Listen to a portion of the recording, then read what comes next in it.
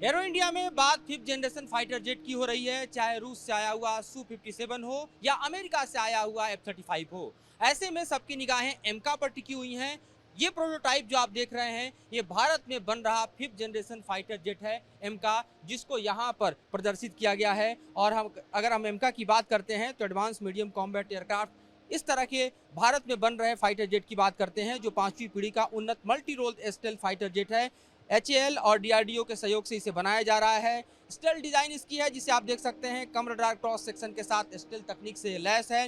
Super cruise क्षमता इसकी, बिना आफ्टर बर्नर के सुपरसोनिक उड़ान भर सकने की क्षमता से लैस। थ्रस्ट वैक्टरिंग यानी बेहतर मैन्युवरेबिलिटी के लिए जाना जा सकता है। सेंसर फ्यूजन जो है वो इसकी एक बड़ी खासियत है, यानी रडार और UIR और सेंसर जो हैं वो इसके उत्कृष्ट हैं। इसके डाटा बेहद एकीकृत हैं। उसके अलावा एवियोनिक्स इसकी स्वदेशी है, यानी भारतीय कंप्यूटर और इसके जो एवियोनिक्स सिस्टम है वो सब इंडिजिनस डेवलप किए गए हैं। इसमें 2 इंजन हैं और साथ ही आप देखिए तो इसे जो विकसित किया जा रहा है उसमें इसकी स्पीड जो है लगभग 2000 किलोमीटर प्रति घंटा की होगी और रेंज लगभग 3000 किलोमीटर की होगी, जैसा कि F-35 में आप देखते हैं या Su-57 में देखते हैं।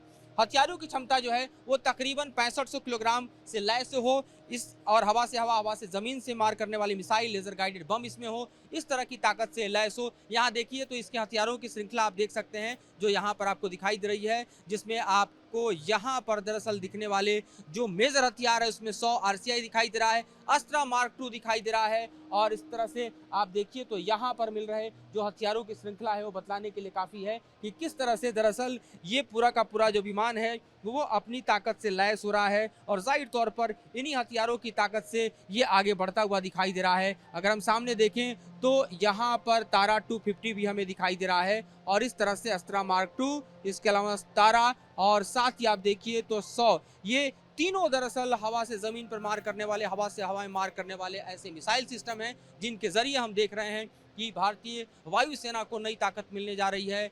यहाँ पर सबसे बड़ी कमी स्क्वाड्रन की है, जिसे पूरा करना भारतीय वायुसेना के सामने सबसे बड़ा चैलेंज है। और इस चैलेंज को फुलफिल करने के लिए हम देखें तो इस वक्त तेजस मार्क 1, मार्क 2 के अलावा एमका जो है वो दरअसल इस श्रृंखला में शामिल है। ये और बात है कि ये टाइम टेकिंग है, समय काफ़ी लग रहा है डिज़ाइन ब्यूरो को या फिर इसको डेवलप करने के लिए, जबकि भारत को त्वरित गति से मल्टी रोल फाइटर जेट चाहिए, स्टील तकनीक से लैस फाइटर जेट चाहिए, भारी संख्या में स्क्वाड्रन की कमी पूरा करने के लिए चाहिए। लेकिन इस जनरेशन के अगर विमानों की बात करें तो भारत भी इस बात पर आमादा है कि दुनिया के बाकी देशों से खरीदने के बदले अपने एमका को बेहतर बनाया जाए, उसे डेवलप किया जाए और जल्द से जल्द भारतीय वायुसेना में शुमार किया जाए। पुलिस राकेश सावत के साथ Madhurendra Kumar, news nation, Bengaluru. News nation अब व्हाट्सएप पर खबरों के ताजा अपडेट के लिए न्यूज नेशन के इस QR कोड को स्कैन करें।